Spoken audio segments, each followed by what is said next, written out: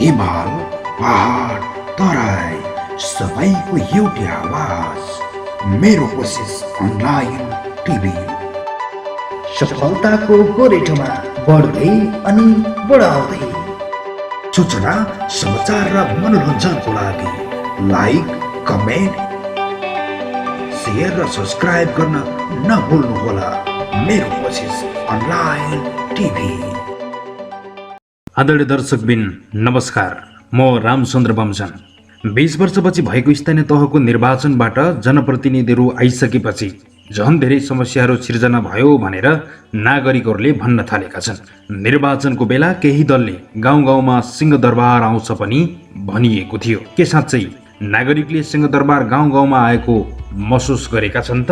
फिदिम नगरपालिका वडा नम्बर 7 वडा कार्यपालिकाले गर्दै आएको कामप्रति यहाँका नागरिकहरू कतिको खुसी र सन्तुष्ट छन्? फिदिम नगरपालिका 7 रानीटारको समृद्धिको आधार के हुन सक्छन् र स्थानीय सरकारले नागरिकहरूको लागि के गरिदिए हुन्थ्यो भन्ने लाग्छ भन्ने विषयमा कुराकानी गर्दैछु यसै ठाउँका स्थानीय पेसाको हिसाबले शिक्षक सूर्य अधिकारीसँग।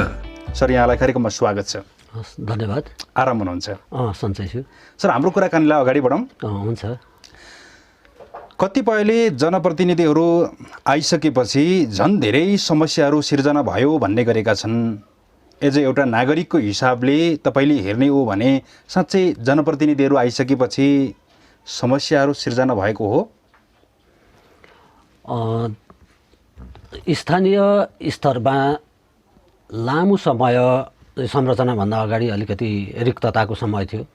जनप्रतिनिधिहरू हुनुहुन्न थियो। जनप्रतिनिधिहरू नभए तापनि कर्मचारीकै जिम्मामा राज्यले स्थानीय निकायहरूलाई छोडेको थियो। त्यो अवस्थामा पनि राम्रै कामहरू यस वडामा चाहिँ भएका थिए। अब संरचनापछि साबिक रानीटार 1, 2, 3 र 4 गरेर फिदिम नगरपालिका वडा नम्बर 7 को चाहिँ वडा तयार भयो। वडा नम्बर 7 भयो। त्योभन्दा अगाडि को कुरालाई अलिकति कोट्याउँदा रानीटारले 5 थरमा राम्रै किसिमको आफूलाई एउटा स्थापित गरेको थियो। त्यो समयमा वडा नागरिक मञ्च थियो। वडा नागरिक मञ्च वडा संयोजक हुन्थ्यो अनि 27 जनाको एउटा टिम हुन्थ्यो। त्यसले चाहिँ अब आफ्ना गाउँ टोलका आवश्यकताहरू परेका समस्याहरू यो फाइन्ड आउट गर्थ्यो र वडा संयोजक मार्फत छलफल हुन्थ्यो र पछि त्यसैमा आधारित भएर बजेट विनियोजन हुन्थ्यो। यसरी गर्दा निकै राम्रो प्रगति तत्कालीन रानीटारले गरेको थियो। त्यो बेलाको काम राम्रो किसिमले काम सम्पादन भयो या भएन भन्ने कुरा चाहिँ मापन गर्ने एउटा पद्धति थियो। त्यो पद्धतिमा रानीटार सधैँ 1 नम्बरमा आउँथ्यो। त्यस बापत धेरै वर्षहरूमा, धेरै आर्थिक वर्षमा राम्रो काम गरे बापत बढी बजेट निकासा गरिदिने त्यस्तो परिपाटी थियो र धेरै राम्रो त्यो बेला काम भयो। अब पछि पुनर्संरचना भयो। पुनर्संरचना भएपछि अलिकति राम्रो होला भन्ने अपेक्षा स्वाभाविक रूपमा जनताहरूले गरे। आफूले चाहेका प्रतिनिधिहरू आउँछन्, राम्रो काम हुन्छ भन्ने अपेक्षा बढी नै जनताहरूले गरे। तर पछि यथार्थमा त्यो अपेक्षा गरे जस्तो चाहिँ अलिकति देखिएन। कता कता अलि नुन नपुगेको तरकारी हो कि जस्तो फिलिङ्स चाहिँ जनताहरूमा अलिअलि भएको छ। अब यसका त अब धेरै कारणहरू छन्। हुन त अब लामो समयपछि जनताहरूले चाहिँ आफूले चुनेको प्रतिनिधिबाट चाहिँ राम्रो कामको अपेक्षा गर्नु स्वाभाविकै हो।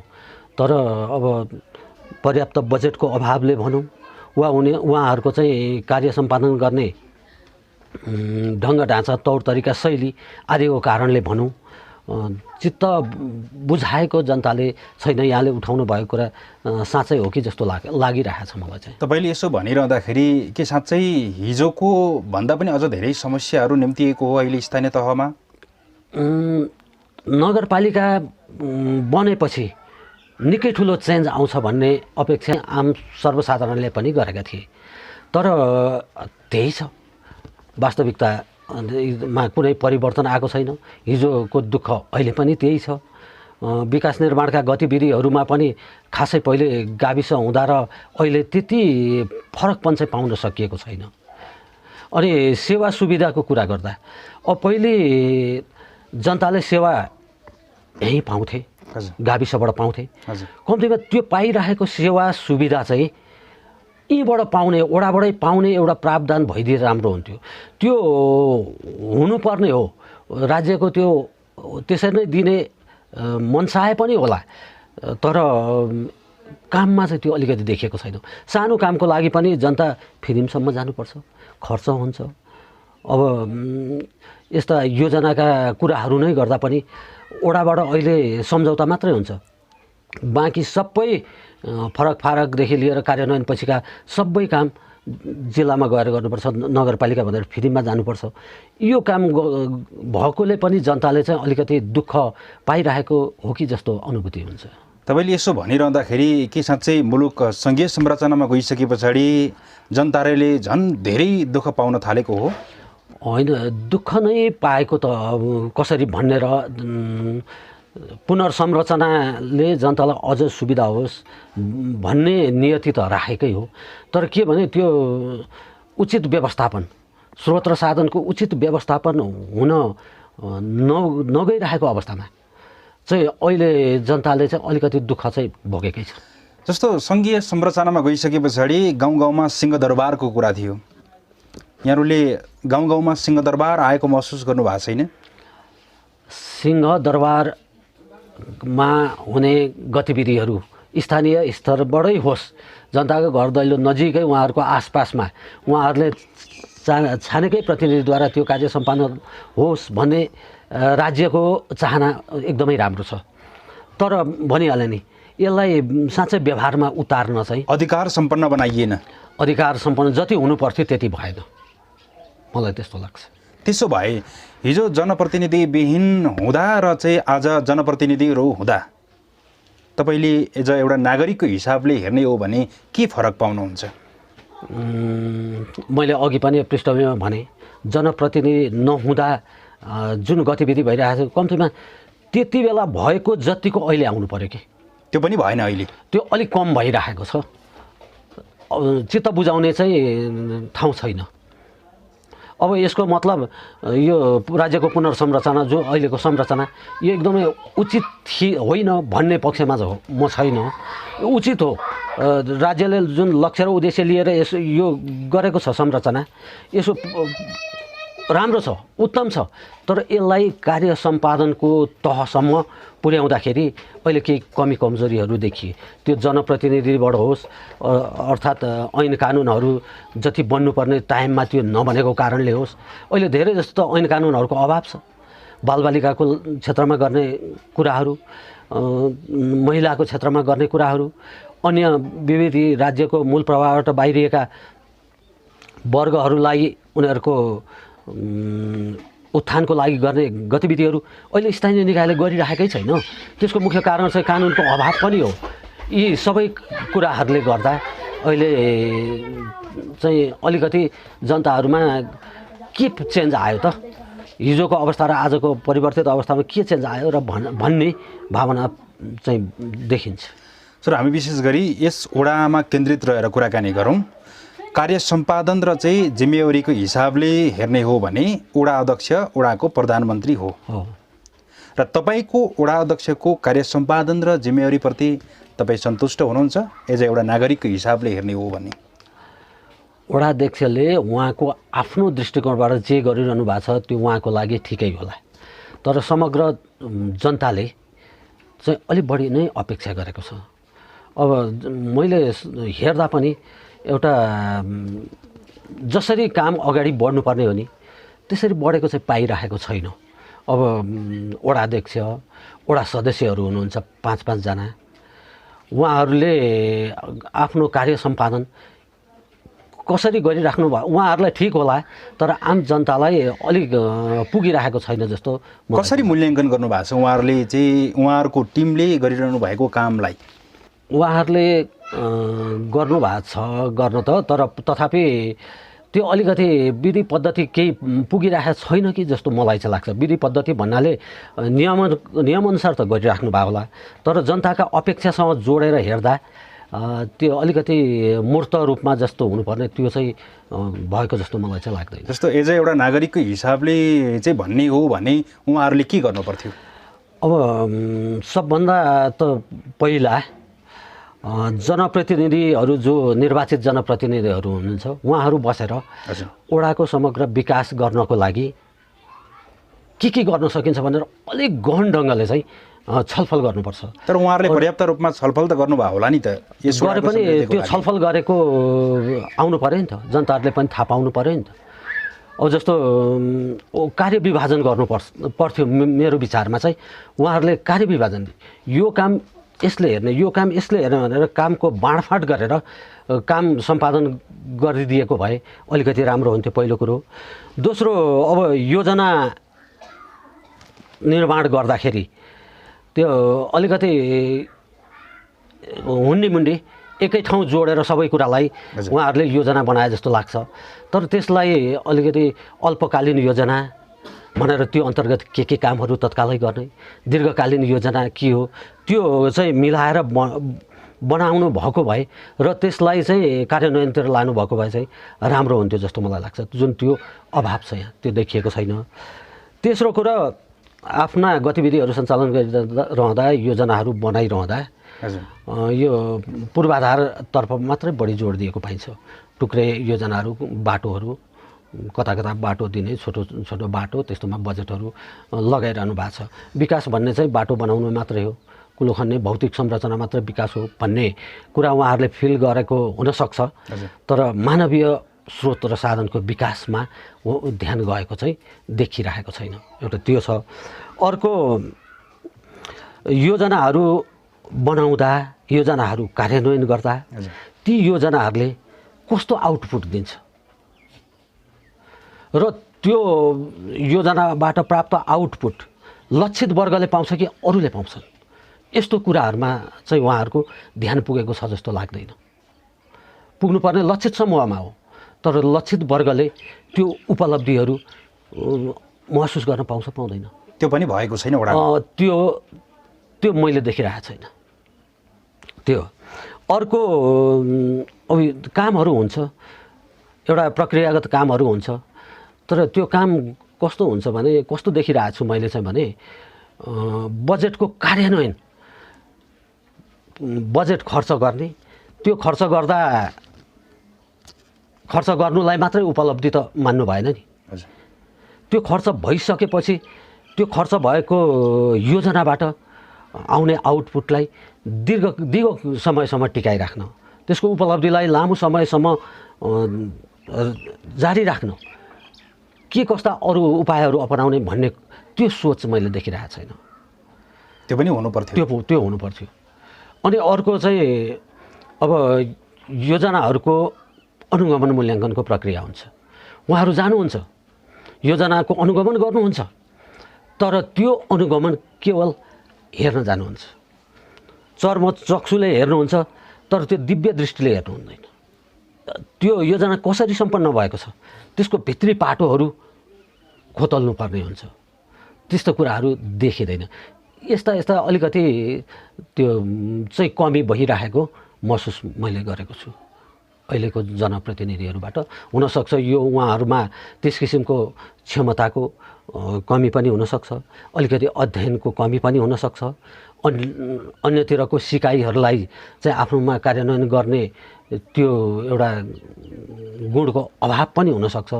र यस्ता कुराहरूलाई ध्यान दिएन भने जति त्यो बजेटहरू ल्याएर खन्याए पनि त्यो बालुवामा पानी खन्याए जस्तो हुन्छ, अपेक्षित उपलब्धि हुन सक्दैन होला जस्तो मलाई लाग्छ। तपाईँले यसो भनिरहँदाखेरि वडा अधिकार सम्पन्न भए तापनि अधिकारको सही ठाउँमा सदुपयोग भएको छैन भन्न मिल्छ सर? सदुपयोग भइरहेको होला उहाँहरूको दृष्टिकोणले, तर हामीले चाहिँ अलि बढी नै अपेक्षा गरेको होला। नागरिकको हिसाबले, नागरिकले निर्वाचित जनप्रतिनिधि, आफ्नो घर दैलोको सरकार, यो सरकारले त अरू बढी चाहिँ उपलब्धि दिनुपर्ने हो नि।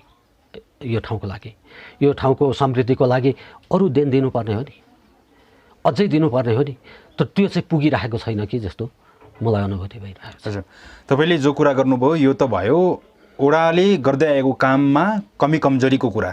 हो। खास गरी हेर्ने हो भने सर यो ओडाको समृद्धिको आधार के हुनसक्छ? एज एउटा नागरिकको हिसाबले हेर्ने हो भने तपाईँ हिजोबाट नै यही ठाउँमा बस्ती आइरहनु भएको छ, त्यसो हुनाले गर्दाखेरि यहाँका सम्भावनाको कुराहरू पनि होलान्। हजुर हजुर। के हुनसक्छ त यहाँको समृद्धिको आधार? समृद्धि भनेको एउटा क्षेत्रको मात्रै विकासले समृद्धि हुँदैन। यहाँ विविध पक्षको विकास हुनुपर्छ अनि त्यो विविध पक्षको विकासबाट नै समग्र यो ठाउँको समृद्धि हुन्छ जस्तो मलाई लाग्छ। जस्तो के हुनुपर्छ सर? यसमा अब बुँदागत रूपमा भन्नुपर्दा समृद्धिको लागि पहिलो आधार भनेको कृषि प्रणालीमा आधुनिकीकरण नै हो। किनभने यहाँका लगभग 95% मानिसहरू चाहिँ कृषि पेसामा आधारित छन्, तर त्यो परम्परागत छ, त्यहाँ कुनै नयाँपन छैन र उनीहरूलाई चाहिँ उन्नत तरिकाले खेतीपाती गर्ने, माटो परीक्षण गर्ने, सुहाउँदो किसिमको बालीनालीहरू लगाउने जस्ता गतिविधिहरू सञ्चालन गर्नुपर्छ पहिलो नम्बरमा। किनभने यो ओडाका धेरै मानिसहरू बाहिरबाट ल्याइएको खाद्यान्नमै निर्भर गर्छन्। त्यो एउटा ठुलो धनराशि बाहिरिन्छ खाद्यान्नको लागि। अब यहाँ त्यस्ता पर्याप्त जग्गाहरू छन्, त्यसमा उत्पादन बढाउनुपर्छ, वैज्ञानिक पद्धतिले खेतीपाती गर्नुपर्छ, व्यावसायिक किसिमले खेतीपाती गर्नुपर्छ र यसको लागि स्थानीय सरकारले सपोर्ट गर्नुपर्छ। तर वर्षेनी ओडाबाट कृषि क्षेत्रको लागि बजेट त विनियोजन गरिरहेको छ नि सर, होइन र? बजेट विनियोजन भए पनि त्यो एकदमै न्यून छ मलाई लाग्छ। मैले अघि पनि भने यो भौतिक पूर्वाधारमै बढी रकम केन्द्रित छ। यस्ता कुराहरूलाई चाहिँ त्यति ध्यान दिए जस्तो लाग्दैन। मैले अझै पनि उठाउन खोजेको कुरा के हो भने कृषि पद्धतिलाई पहिलो नम्बरमा सुधार गर्नुपर्छ, उन्नत किसिमको मलबिउहरूको व्यवस्थापन गर्नुपर्छ, अर्ग्यानिक पद्धतिबाट खेती गर्ने यो परिपाटीको सुरुवात गराउनुपर्छ र उत्पादन भएको त्यो बढी भएको अन्नपात स्थानीय बजारसम्म जाने बिक्रीको लागि त्यो व्यवस्थापन गर्नुपर्छ पहिलो कुरो। दोस्रो चाहिँ अर्को आधार भनेको उन्नत किसिमले पशुपालन गर्नु हुनसक्छ।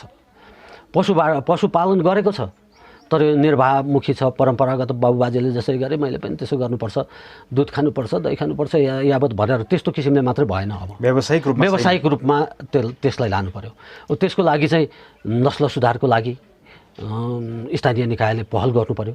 उन्नत जातको बिउ गोरु, बोका, राँगाहरू यिनीहरूको व्यवस्थापन गर्यो भने। यो काम ओडाबाट भएको छैन सर? छैन, अहिलेसम्म त्यस्तो मैले पाएको छैन। यो हुनुपर्छ। अनि त्यसै गरी अझै टोलमा पशुको उपचार गर्ने त्यस्ता इकाइहरू, साना साना केन्द्रहरू बनाइदिएर त्यो टोलको मान्छेले त्यहीँबाट त्यो सुविधा लिन सकोस्, आफ्नो वस्तुभाउहरू बिरामी हुँदा त्यहीँ औषधि उपचार गर्न सकोस्। त्यस्तो किसिमको परिपाटी यदि गरिदिने हो भने त्यो राम्रो हुनसक्छ र पशुजन्य उत्पादनको जस्तो घिउ, छुर्पी आदि को उत्पादन यही ठाउँमा गरेर त्यसलाई बजारसम्म पुर्याइदिने व्यवस्थापन चाहिँ स्थानीय सरकारले गर्यो भने त्यो दोस्रो यो उन्नतिको स्रोत हुनसक्छ। अब तेस्रो कुरा चाहिँ फलफुल हो। फलफुल खेतीलाई पटक्कै वास्ता गरेको पाइँदैन। फलफुल खेती भन्नाले यहाँको हावापानी अनुसार यहाँ लेक पनि छ, औल पनि छ, दुईटैको कछाड पनि छ। अब हावापानी सुहाउँदो फलफुल खेती गर्न त्यहाँका कृषकहरूलाई प्रोत्साहित गर्नुपर्छ।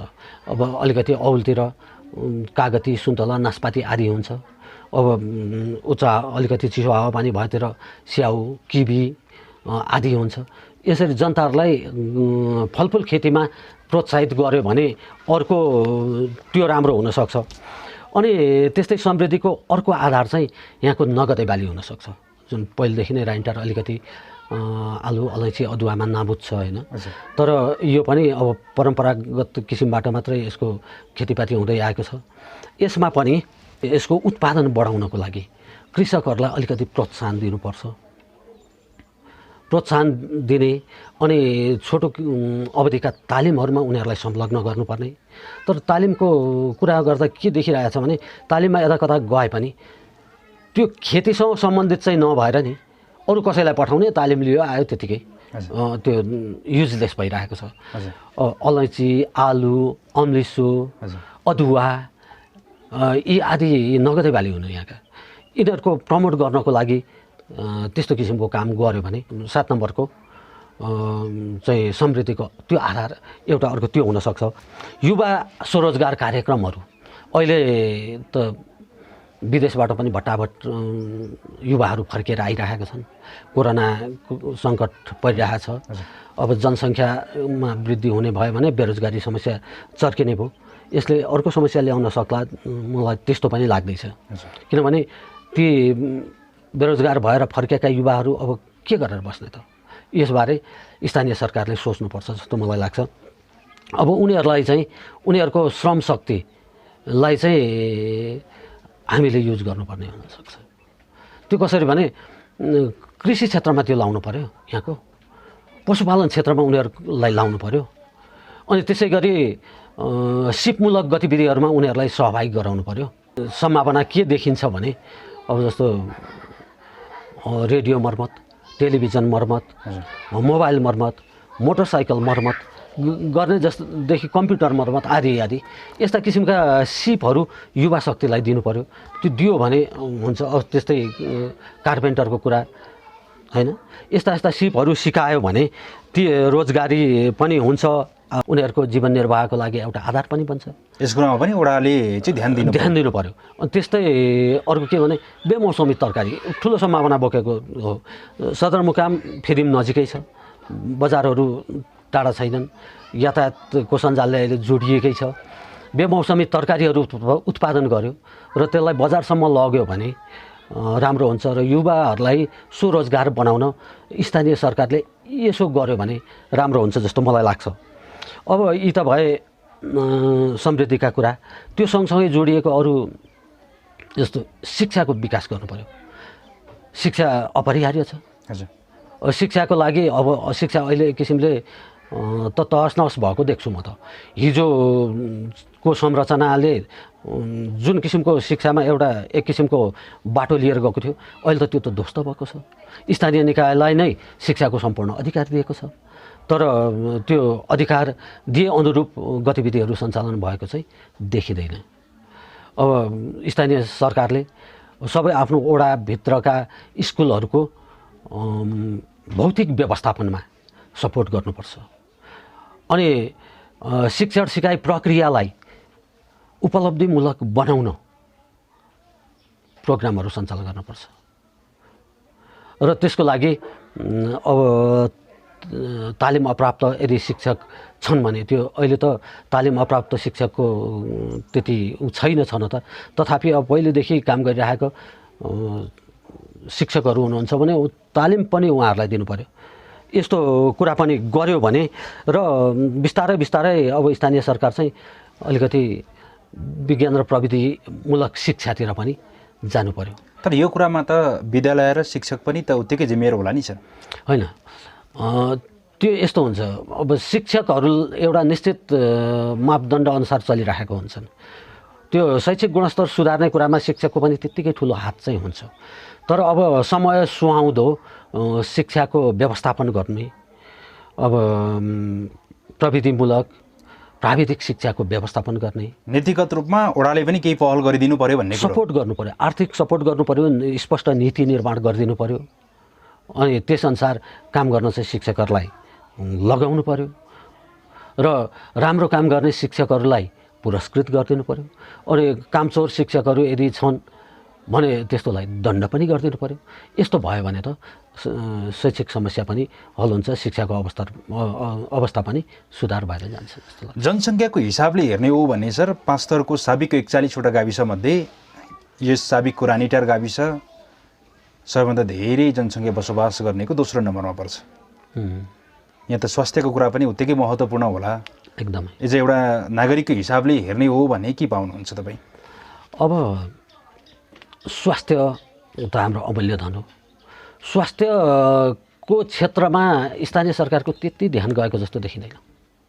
केही गरेकै छैन भन्न मिल्छ? गरेकै छैन भन्न त नमिल्ला, कि उहाँ केही हदसम्म गरेको होला, तर त्यो पर्याप्त छैन। किनभने जनसङ्ख्या धेरै छ। जनसङ्ख्या धेरै भएपछि उनीहरूले पाउनुपर्ने स्वास्थ्य सेवाहरू उचित किसिमले पाइरहेको छैन। अब वडा नम्बर 7लाई नै हेर्ने हो भने एउटा उपस्वास्थ्य चौकी भर्खरै स्थापना भएको छ, त्यो नाङ्लोपामा छ।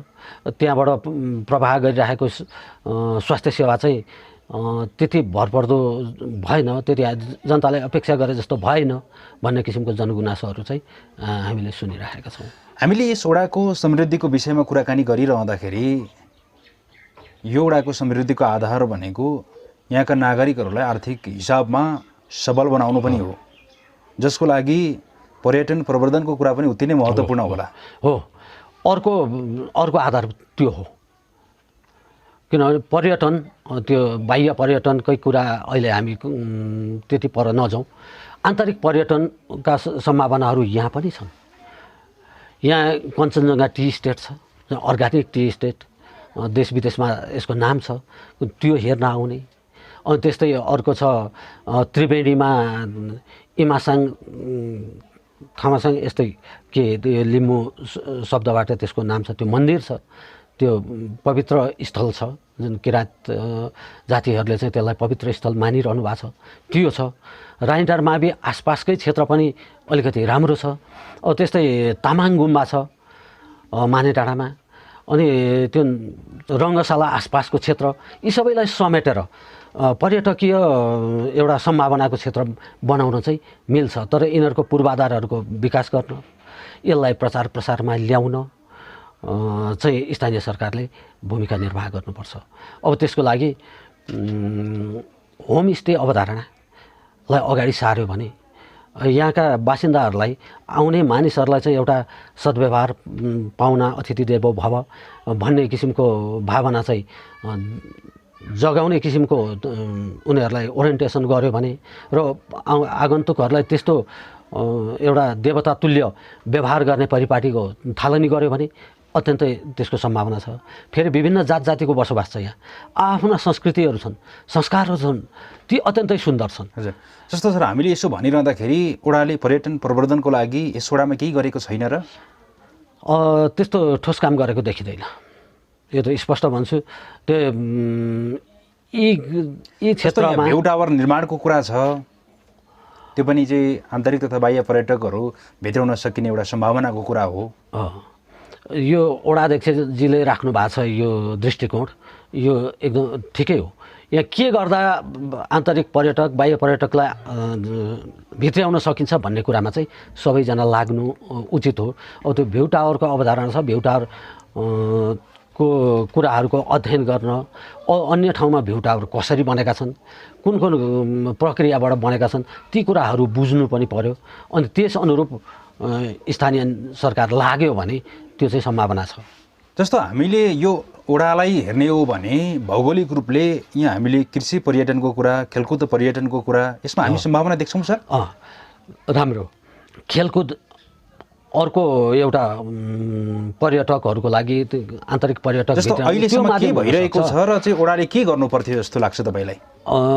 खेलकुदमा विगत लामो समयदेखि खेलकुदको विकासमा स्थानीय निकायले सपोर्ट चाहिँ गरेकै हो।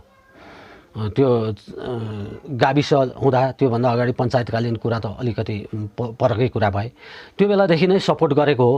र खेलकुदमा यहाँको युवा शक्ति आकर्षित छ, विशेषतः फुटबल यहाँ लोकप्रिय छ। यहाँ 2-3वटा चाहिँ यो वार्डमा ठुल्ठुला खेल मैदानहरू पनि छन्। रानीटार माविको आफ्नो खेल मैदान छ, पछि चाहिँ बराजु रङ्गशाला छ, अनि प्रदेश सरकारको सहयोगबाट चाहिँ असिनामा अर्को खेल मैदान बनिरहेको छ। यी कुराहरूलाई हेर्दा खेलकुदको क्षेत्रमा केही भएको चाहिँ देखिन्छ, तर पनि अब त्यो समय अनुकूल रङ्गशाला बन्नु, ग्राउन्डहरू हुनु मात्रै चाहिँ खेलकुदको विकास होइन कि। युवाहरूलाई खेलकुदप्रति आकर्षित गरेर उनीहरूलाई अनुशासित बनाउनमा, एउटा योग्य नागरिक निर्माण गर्नमा खेलकुदको ठुलो योगदान त हुन्छ, तर त्यसलाई अलिकति कसरी अलि व्यवस्थित रूपले खेल्ने अब कोचिङहरूको व्यवस्थापन गर्नको लागि पनि स्थानीय निकायले सोचिदियो भने अझ राम्रो हुन्छ। हामीले ओडाले गर्ने कार्य सम्पादनको विषयमा कुराकानी गरिरहँदाखेरि यस ओडाको समृद्धिको लागि नागरिकहरूले चाहिँ केही गर्नु पर्दैन रहेछ? पर्छ। नागरिक त मुख्य गरी रोल निर्वाह गर्ने वर्ग नै नागरिक हो, तथापि नागरिकमा पर्याप्त चेतना छैन। स्थानीय सरकार भनेपछि अब स्थानीय सरकारले गर्छ भन्ने एक किसिमको भावना चाहिँ छ, त्यसलाई चाहिँ हामी सबै भएर मेटाउनुपर्छ। यसमा हामी सबैको उत्तिकै सहभागिता हो। राज्यको समृद्धि, वडाको समृद्धि एकजनाले गरेर हुँदैन, 5 जना निर्वाचित जनप्रतिनिधिहरूले केही गरेर हुँदैन। त्यसको लागि त हामी सबै लाग्नुपर्छ, तर त्यो लाग्ने वातावरण चाहिँ बनाउनुपर्छ। स्थानीय वातावरण छैन सर? वातावरण जति हुनुपर्ने त्यति छैन। तपाईँले यसो भनिरहँदाखेरि यस वडाको समृद्धिको लागि यहाँको नागरिकहरूले चाहिँ के गरिरहेको छ, तब तपाईँहरूले के गर्नुभएको छ? हामीले आफ्नो ठाउँबाट प्रयास गरेका छौँ, सघाउन प्रयास गरेका छौँ। अब मेरो सन्दर्भमा भन्यो भने म रानीटार सामुदायिक अध्ययन केन्द्र भन्ने छ हाम्रो, त्यसको म अध्यक्ष पनि हो र यो ठाउँमा केही सघाउन खोजिरहेका छौँ। यो स्थानीय सरकारलाई आफ्नो ठाउँबाट के हो टेवा दिन खोजिरहेका छौँ। त्यो बालबालिकाको क्षेत्रमा काम गरेर, महिलाको क्षेत्रमा काम गरेर, ज्येष्ठ नागरिकहरूको लागि केही गरेर, अपाङ्गहरूको लागि केही गरेर, दलितहरूको लागि केही सपोर्ट गरेर, अनि शैक्षिक गतिविधिहरू जुन विद्यालय बाहिर रहेका मानिसहरू छन् उनीहरूलाई पनि शिक्षामा आकर्षित गर्न पुस्तकालयहरूको व्यवस्थापन गरेर, इन्टरनेटहरूको व्यवस्थापन गरेर केही गर्न हामी खोजिरहेका छौँ। त्यस्तै गर्न अरू सङ्घ संस्थाहरू पनि छन्, सहकारीहरू छन्। अब ती सहकारीहरूलाई, सङ्घ संस्थाहरूलाई सपोर्ट गर्ने एउटा वातावरण चाहिँ चाहियो कि स्थानीय सरकारबाट। अब त्यो चाहिँ त्यति प्राप्त भइरहेको छैन। सर, हामी कार्यक्रमको लगभग अन्त्य चरणमा छौँ। अन्त्यमा जाँदा जाँदै जनप्रतिनिधिहरू निर्वाचित भएर आएको 4 वर्ष भयो, अब उहाँहरूको कार्यकाल लगभग 1 वर्ष बाँकी छ। यो वडाको समृद्धिको लागि अथवा यस वडाको कुन क्षेत्रलाई बढी प्राथमिकता दिएर काम गरिदिए हुन्थ्यो भन्ने लाग्छ? यो वडालाई एउटा समृद्ध वडा बनाउन अझै धेरै काम गर्न बाँकी छ। अब अहिले कम्तीमा समय अब प्रयोगमै बित्यो, अभ्यासमै बित्यो, तर अब यो बाँकी रहेको समयलाई अलिकति चिन्तनशील भएर जुन नगरी नहुने जनताका रोजीरोटीसँग गाँसिएका कुरा, जनताको चाहिँ चेतनासँग गाँसिएका कुरा, यिनीहरूलाई सपोर्ट गर्न गरी योजना बनाएर अब छोटो खालको अल्पकालीन योजनाहरू बनाएर बजेटहरू त्यता केन्द्रित गरेर केही गर्यो भने चाहिँ यो जननिर्वाचित सरकारले केही गरेको चाहिँ देखिन्छ। अब पुरानै तरिकाले चल्यो भने, पुरानै ढङ्गले चाहिँ सोचेर, पुरानै ढङ्गले चलेर चाहिँ अब त्यति चेन्ज देखाउन सक्ने समय रहेन र यो छोटो समयमा अब 1-2 वर्ष बढीमा त्यतिको समय होला, त्यतिभित्र आफूलाई केही गरेको देखाउन सक्ने गरी उहाँहरूले नयाँ किसिमले सोच्न जरुरी छ, मलाई त्यस्तो लाग्छ। हवस् सर, समय र संवादको लागि धन्यवाद। हस्, धन्यवाद मेरो पनि।